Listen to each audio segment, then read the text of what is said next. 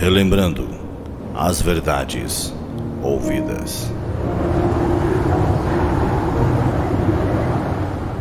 Está escrito em Hebreus capítulo 2, verso 1. Por esta razão, importa que nos apeguemos com mais firmeza às verdades ouvidas, para que delas jamais nos desviemos. Hebreus capítulo 2, primeira parte, por William Marion Branham.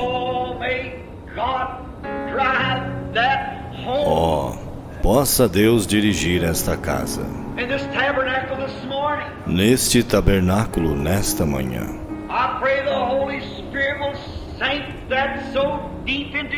Eu oro para que o Espírito Santo grave isto profundamente em nossos corações.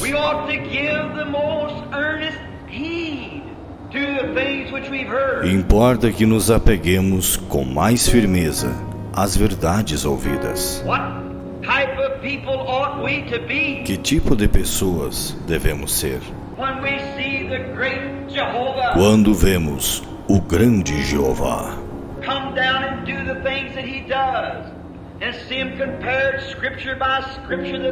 descer e fazer as coisas que ele faz e vê-las comparadas, escrituras por escrituras, que elas são a verdade?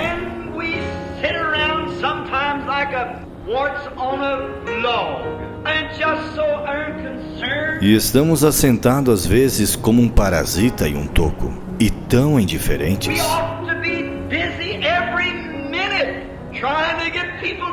Devemos estar ocupados a cada minuto, tentando levar pessoas a Cristo. Devemos ser rochas vivas.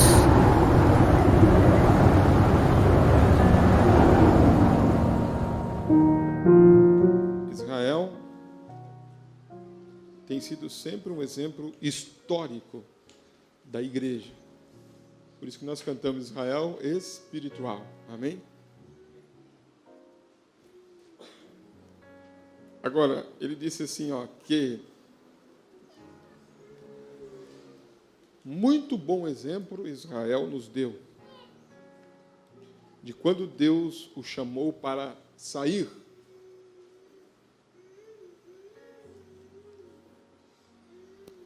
Quando Israel foi chamado para sair, quando Israel estava no Egito, eles eram o povo de Deus. Quando eles foram chamados a sair, eles se tornaram a igreja. E quando Israel estava no Egito, eles eram o povo de Deus. Então, quando foram chamados a sair, eles tiveram um êxodo, que quer dizer saída. Então, eles foram chamados a igreja, porque isto foi quando eles se separaram do resto do mundo. E a própria palavra igreja significa chamado fora. Amém? O profeta, em várias mensagens, ele cita isso. Igreja significa chamado fora. Êxodo, saída. Cada um de nós, como cristãos, tem tido um êxodo em nossa vida. Amém? Amém? Nós tivemos um tempo onde nós fomos chamados do meio de nossos associados. Chamados fora do meio das pessoas com quem uma vez tínhamos companheirismo. E nos tornamos um povo diferente, para caminharmos com um povo diferente, que agia de uma maneira diferente, falava de uma maneira diferente. Isto foi um êxodo em nossa vida. Amém? Amém. Então, quando somos chamados para sermos diferentes. Como Ruth, ela recebeu então ali um chamado em seu coração. ela recebeu um chamado em seu coração de seguir a Noemi. E esse chamado em seu coração era para que ela fosse diferente do que ela era. Porque há um tempo atrás eu li uma história, penso eu, de como os filhos de Noemi conheceram a Ruth e a Orfa e aquela família. Porque as filhas, né, de Noemi, os filhos, né, de Noemi, quando conheceram Ruth e Orfa, elas eram moabitas.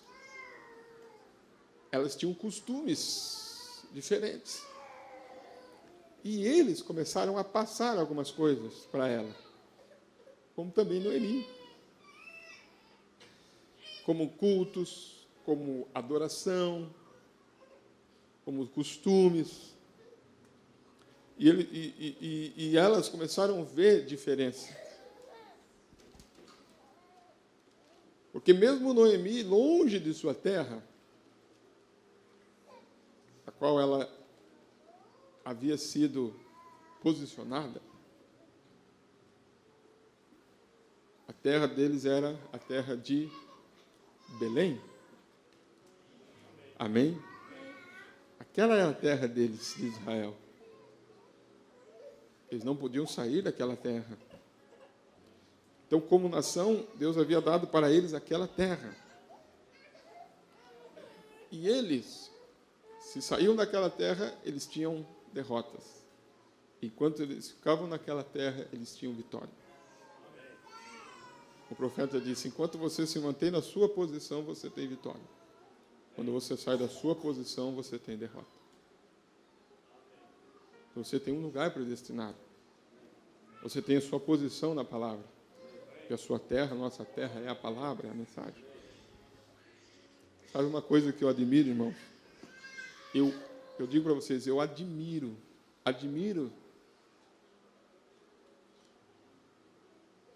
Eu fico admirando, irmãos, como que o profeta William Branham pregava, como ele colocava as palavras e como os testemunhos eram.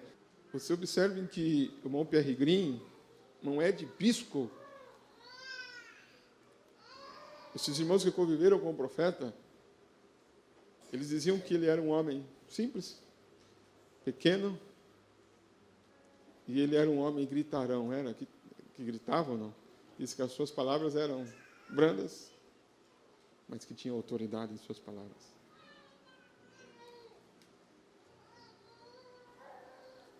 Você vê ele falando, você vê ele pregando, você vê ele se conduzindo. Eu tenho algo comigo, irmãos. Eu carrego isso comigo, que para nós aprendermos, para nós sermos cheios de Deus, é o que o profeta disse, não precisa de muita gritaria até. Muita gritaria. Isso eu não sou contra os gritos. Mas ele disse numa mensagem que os discípulos eram homens de poucas palavras, e quando havia um simples sinal, para eles era tudo o que eles necessitavam. Vocês querem verem uma referência? Não uma referência para nós, mas vamos usar assim, uma inferência, não uma referência. Eu quero colocar uma inferência aqui. O Papa é um homem gritão, irmãos? Vocês acham que o Papa é um homem gritão ou não? O Papa. E ele é um líder, não é? É um líder, irmãos meus? Você já viu as palestras dele ou não? Ele não precisa gritar, irmão. Ele fala uma palavra, sai no jornal, sai na televisão, sai tudo. Uma frase que ele fala: o Papa disse que devemos amar. E por que nós, irmãos, que temos uma mensagem como essa, precisa ficar repetindo?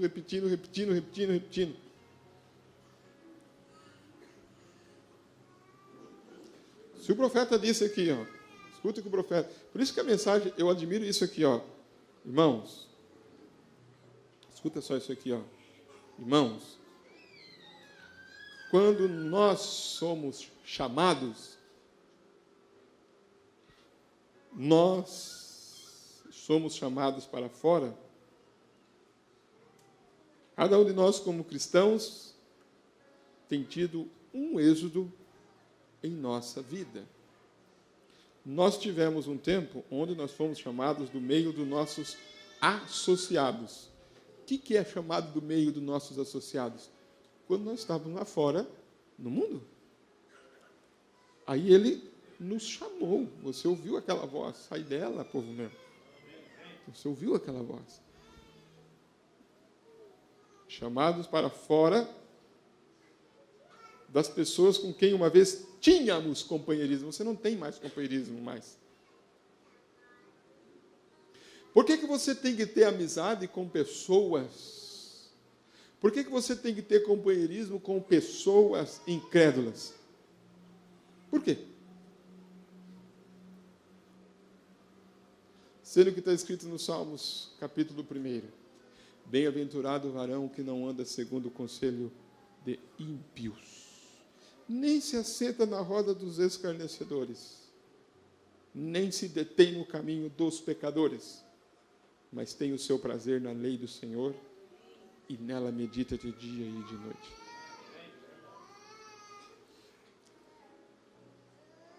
Por que uma pessoa que é chamada para um êxodo tem que ter companheirismo com o mundo? Por quê? Observe bem. Muito bom exemplo Israel nos deu de quando Deus o chamou para sair, não foi? Ele teve um êxodo. Um êxodo. Saiu do meio das pessoas do mundo e tornou-se uma nação separada. Israel era uma nação separada.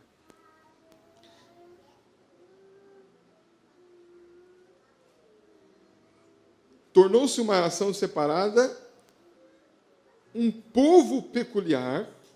Eles andaram sob as sombras do lugar de misericórdia. Eles viveram e andaram pela grande coluna de fogo. E Deus os trouxe do Egito para a terra que ele tinha prometido. Neste êxodo, lhes fora dado um líder. Amém? Espiritual, um líder, que era Moisés. Um grande profeta ungido, que era um grande homem. E ele era um homem pio. Ele nasceu um homem pio. Deus o chamou de sua mãe, mesmo antes daquele tempo. Deus ordenou-lhe, antes da fundação do mundo, para ser um líder para aquela geração. Amém?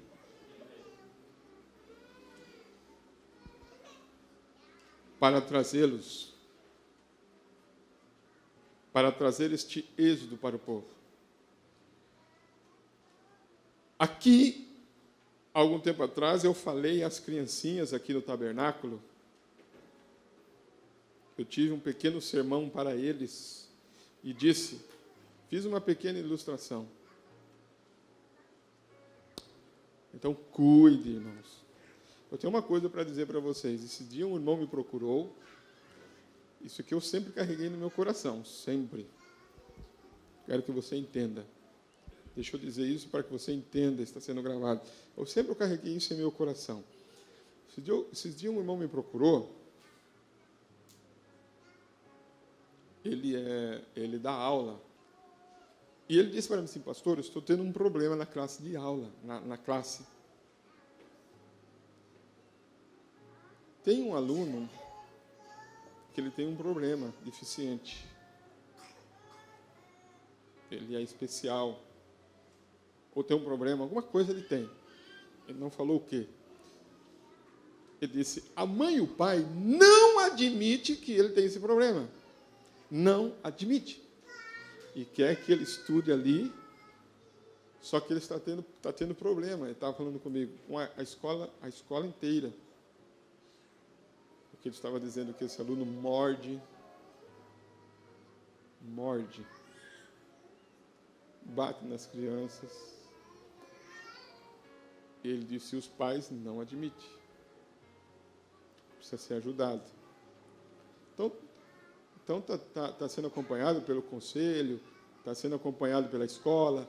Mas o que eu quero destacar é o seguinte, irmãos. A pior coisa é quando os pais não conseguem admitir que o filho tem problema.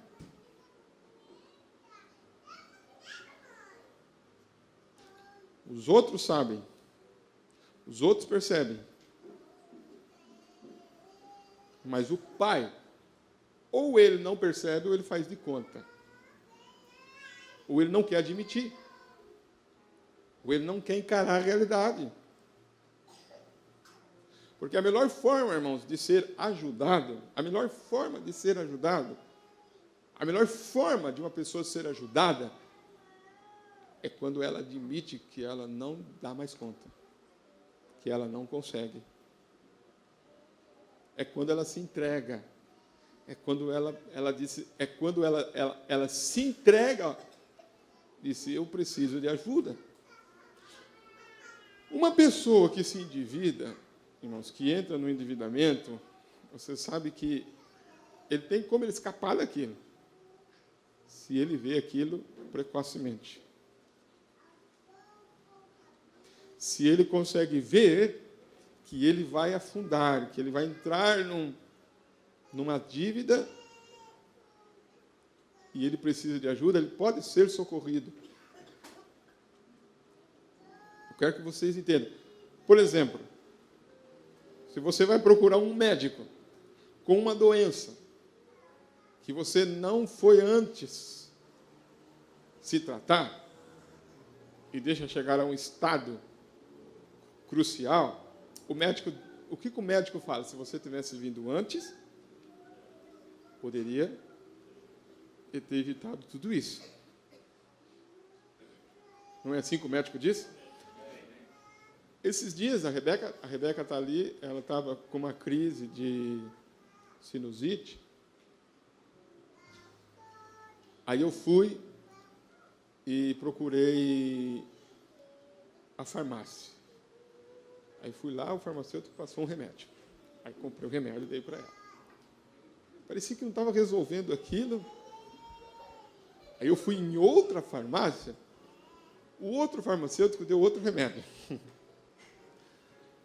Aí eu disse: mas pode tomar esse remédio com aquele remédio, com outro? Não, pode tomar os dois, não tem problema, vai resolver. Começou a tomar os dois remédios. Aí quando eu vi que não ia resolver, eu fui procurar quem? Aí eu fui procurar o médico. Aí já estava indo para, eu já estava indo já para o terceiro remédio por conta própria. Sabe por quê, irmãos?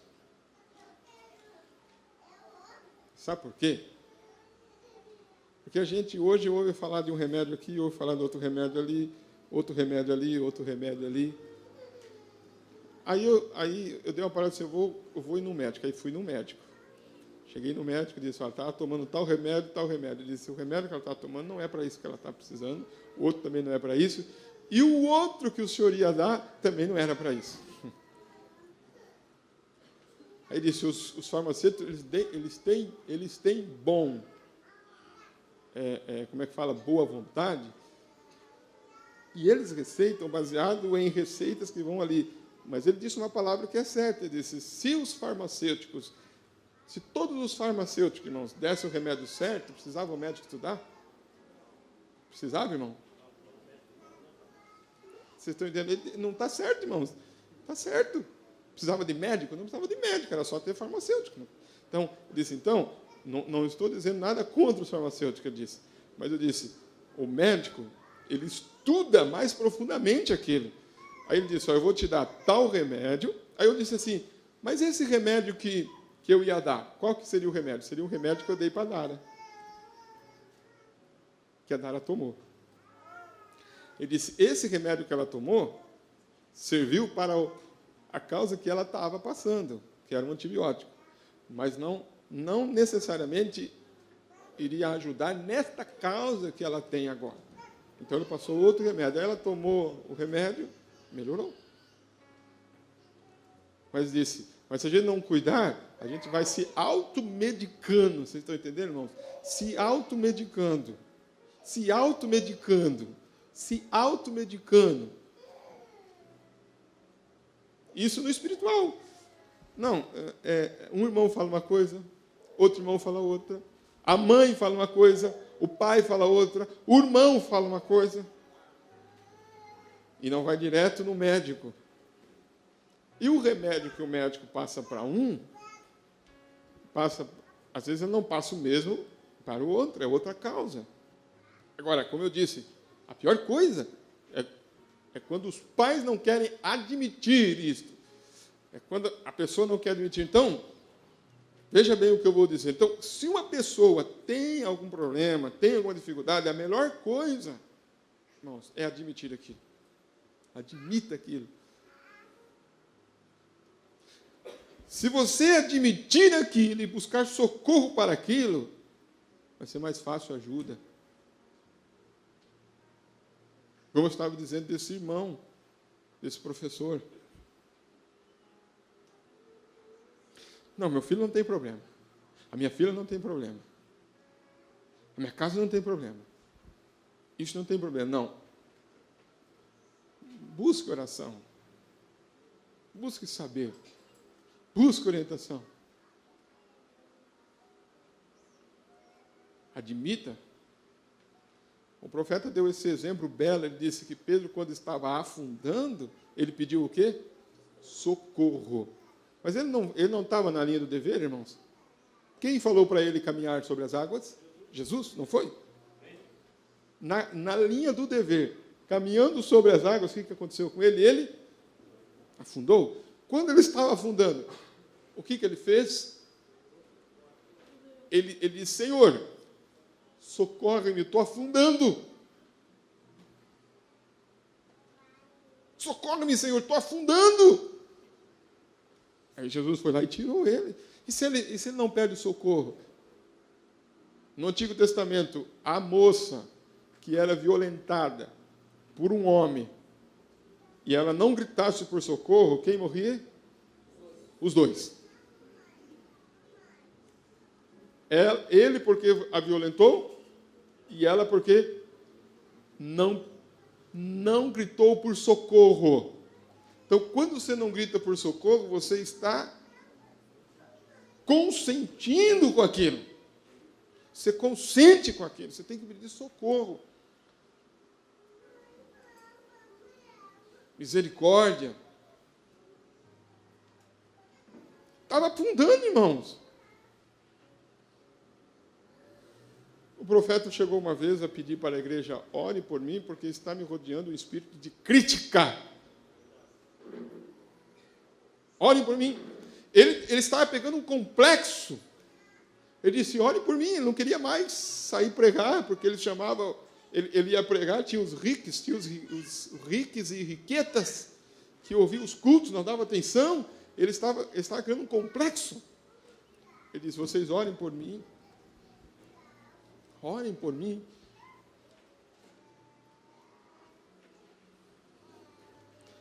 Então, você olhe, preste bem atenção, igreja, olhe o seu filho, olhe como está se comportando o seu filho, como está se comportando a sua filha. Então, às vezes, eu, como pastor, eu fico olhando aquela criança, qual que vai ser o destino daquela criança quando ela entrar na escola?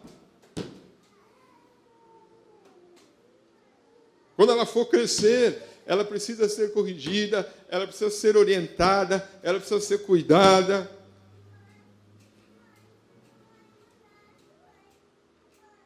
Aí a avó mima, o vô mima, ou o pai, ou a mãe, precisa de uma orientação mais profunda. Vocês estão entendendo? Precisa de um acompanhamento mais profundo para aquela criança. Precisa um reconhecimento, irmãos. Olha o que o profeta está dizendo aqui, ó. Que ele está falando com as criancinhas sobre Joquebede. Ele disse que eu estava fazendo uma ilustração sobre Joquebede. Como que ela orava. E como Arão, pai de Moisés, como que eles oravam acerca de fazer algo para a libertação do seu povo. Quem orava? O pai e a mãe. Joquebede e Arão estavam orando. E Arão viu uma visão. Um anjo chegou para ele e apontou para ele em direção ao norte e disse-lhe tudo o que ia acontecer. Escuta aqui. Quem que apareceu para o pai de Moisés? Um anjo. Um anjo apareceu para o pai de Moisés. Um anjo apontou para ele tudo o que iria acontecer. Vocês estão entendendo? E o pequeno Moisés nasceu. Então, quando o pequeno Moisés nasceu, eles não temeram as ordens do rei. Eles não, eu gostei disso, eles não temeram o quê? Eles não temeram as ordens do rei.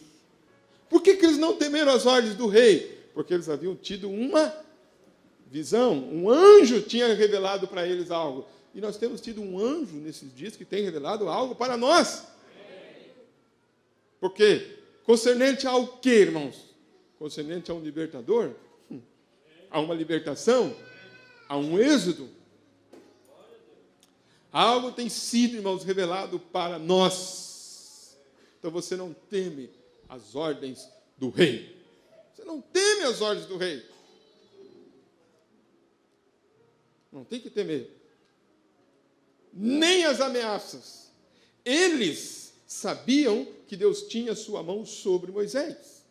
E aquilo ficou estabelecido, correto? Não importava o que o rei dissesse, o que o mundo político dissesse, ou que alguma coisa a mais dissesse, eles sabiam que Deus tinha sua mão sobre Moisés. Então eles não estavam assustados em deixá-lo solto, bem no meio dos crocodilos. Quando todos eles estavam simplesmente gordos com as criancinhas hebreias, onde eles as tinham dado como alimento aos crocodilos, e ainda assim Moisés foi colocado numa pequena arca e colocado bem entre os crocodilos. E nós estamos no meio de crocodilos. Mas se você tem a revelação do anjo, você vai colocar o seu filho dentro da arca, dentro da palavra, e ele será protegido dos crocodilos. Está aí. Então, onde que eu tenho que colocar meu filho? Dentro da arca. O que é a arca? É a palavra. Toda a palavra de Deus. Amém? Toda a palavra de Deus. Toda a palavra de Deus. Então, se o seu filho é agitado, se sua filha é agitada, se é nervoso, se é nervosa, se tem certa atitude, coloque ele. Se você tem que colocar ele dentro da palavra, você tem que orar por ele. Amém? Tem que orar por ele. Algo tem que ser feito, porque está cheio de crocodilos aí fora. É um crocodilo querendo tomar o seu filho. Vamos orar. Quantas vezes foi necessário dobrar o joelho aqui e orar com ele? Quantas vezes foi necessário pedir oração? Quantas vezes foi necessário colocar diante de Deus? Diz o profeta, até que aquilo deixe e ele se torne uma pessoa diferente, ela se torne uma pessoa diferente, ele se torne uma criança diferente. Amém? Vocês estão entendendo? Agora, se pudesse simplesmente saber aquela mesma coisa, agora, observe isso aqui, ó.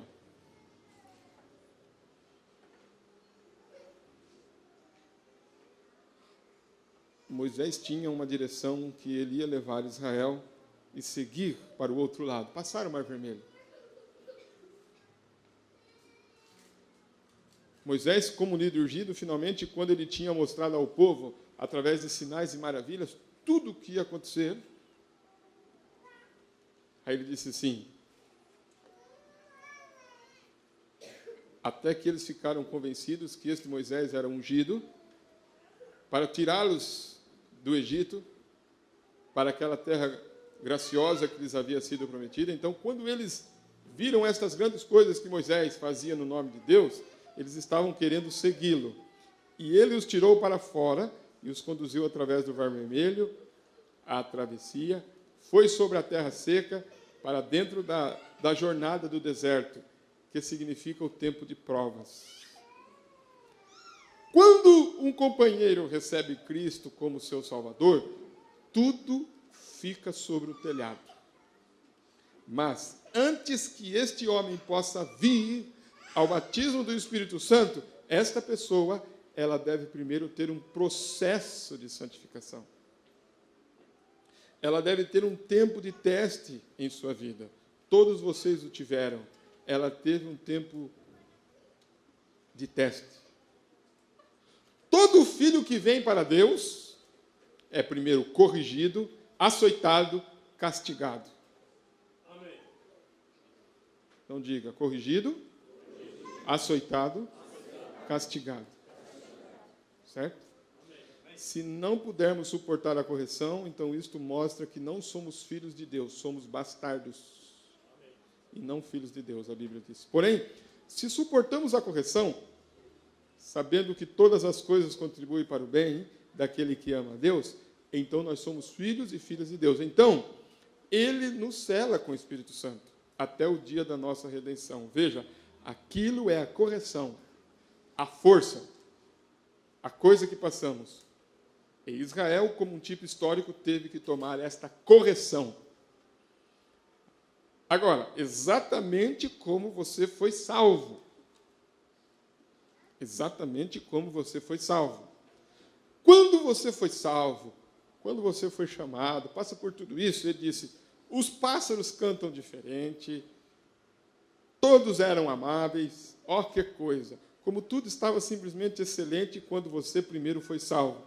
Então vem o tempo penoso, a correção, tempo de santificação, santificando a si mesmo das coisas do mundo, deixando de lado todo embaraço, todo o pecado que rodeia.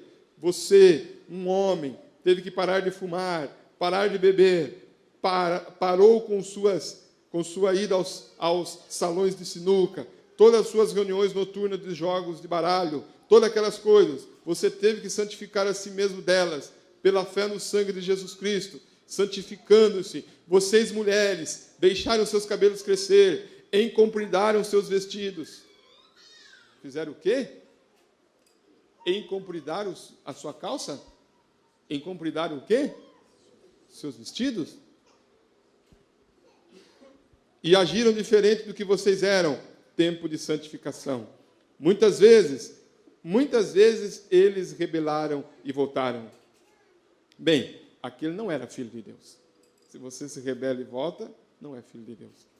Veja, um filho de Deus olha direto para o Calvário e sabe que aquilo é para o seu bem. Assim, então, aquele processo de tempo, aí foi onde a grande queda veio em Israel. Quando este grande tempo de marcha apressada, nós não estamos marchando, nós estamos caminhando.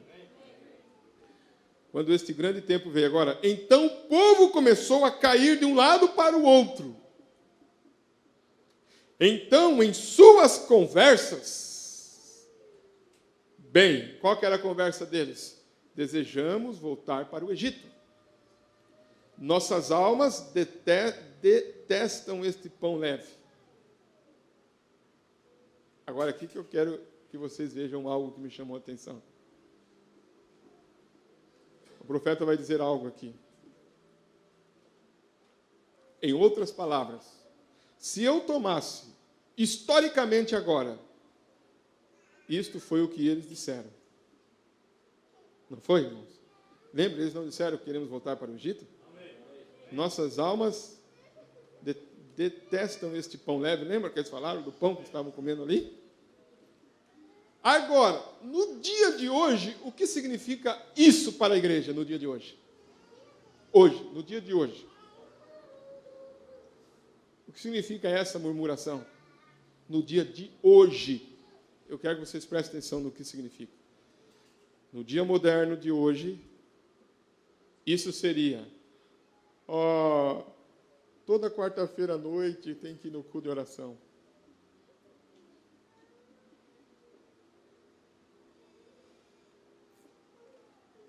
Hã? Quando você está fazendo isto, você está fazendo a mesma coisa que Israel fez.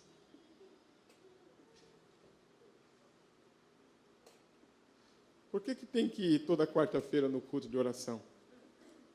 Por que todo domingo tem que voltar para a igreja?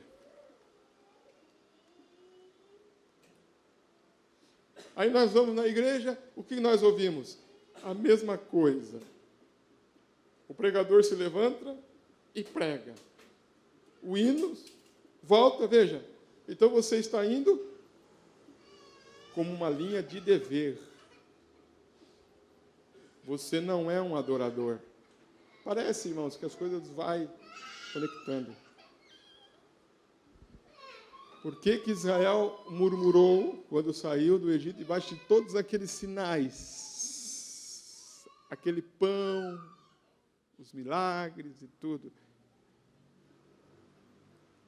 O profeta está dizendo que a pessoa está dizendo isto.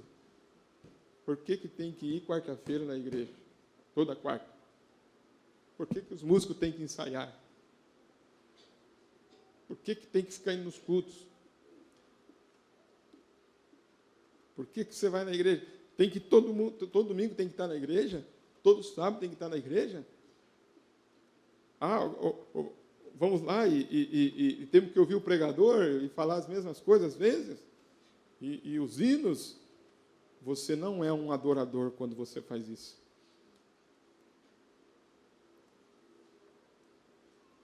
Você quer ver como é que conecta com o que eu preguei ontem? Por quê? Você não é um adorador. Um adorador vai lá para adorar. O que você veio fazer hoje aqui? Adorar. Somos a realidade, não a sombra. Amém? Glória a Deus.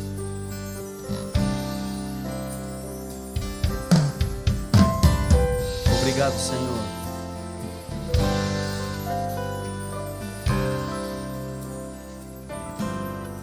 Israel espiritual de Deus, erguei as vossas cabeças, olhai para a fonte de toda a tua força. Mesmo que estejas agora em um lugar tão difícil, confie nele que sempre provou te ajudar. Mesmo que esteja entre o difícil e o impossível, prossiga com fé, diga, creia em sua graça, porque Deus determinou que estas provas tu deves ter. Pela graça prossiga entre o difícil e o impossível. Pela graça prossiga mesmo que tudo pareça impossível. Povo escolhido de Deus, olha atrás e veja quantas vezes tu clamaste por socorro, e o Pai em seu amor nunca falhou em te livrar de todos os teus inimigos. Agora diga, mesmo que esteja entre o impossível, prossiga com fé, creia em sua graça, creia na graça, é Ele que determina, Ele sabe de todas as coisas, mas pela graça prossiga entre o difícil e o impossível. Tá difícil? ser impossível, mas prossiga. Quantos músicos vão solando? Você pode dizer obrigado, Senhor Jesus. Ele tem nos dado lutas, tem nos dado provas. Para quê? Para que você possa testificar esse amor, amém? Possa testificar Jesus Cristo em sua vida, no seu trabalho, em casa, onde quer que você vá. Você não se sente feliz em poder ser esse atributo de Deus? Mesmo em provas, mesmo em dificuldades. Obrigado, Senhor, porque somos o povo escolhido do Senhor, o Israel espiritual do Senhor, predestinado, Pai, para um tempo tão glorioso, a qual não provaremos a morte, seremos transformados numa dessas manhãs. Isto é maravilhoso, Senhor. Israel espiritual de Deus, erguei as vossas cabeças, olhai para a fonte de toda a tua força, mesmo que esteja agora em um lugar tão difícil, confie nele que sempre provou te ajudar. Então, mesmo que esteja difícil, prossiga, creia em sua graça. Deus determinou que estas provas tu deves ter, mas pela graça prossiga entre o difícil e o impossível. Pela graça prossiga, mesmo que tudo pareça impossível. Povo escolhido de Deus, olha atrás e veja quantas vezes tu clamaste por socorro. E o Pai em seu amor, diga, e o Pai em seu amor nunca falhou em te livrar, diga, de todos os teus inimigos. Cante com força, mesmo que esteja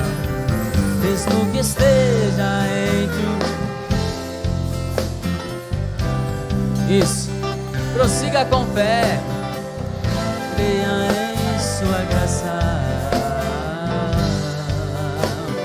Deus determinou, tu deves ter. Pela graça prossiga entre o difícil e o impossível. Pela graça prossiga, mesmo que tudo pareça impossível. Para terminar, pela graça prossiga, mesmo que tudo pareça impossível. Amém? Prossiga, mesmo que esteja difícil. Amém? Ele determinou, Ele sabe o que faz. Amém? Ele é Deus, nosso Salvador Jesus.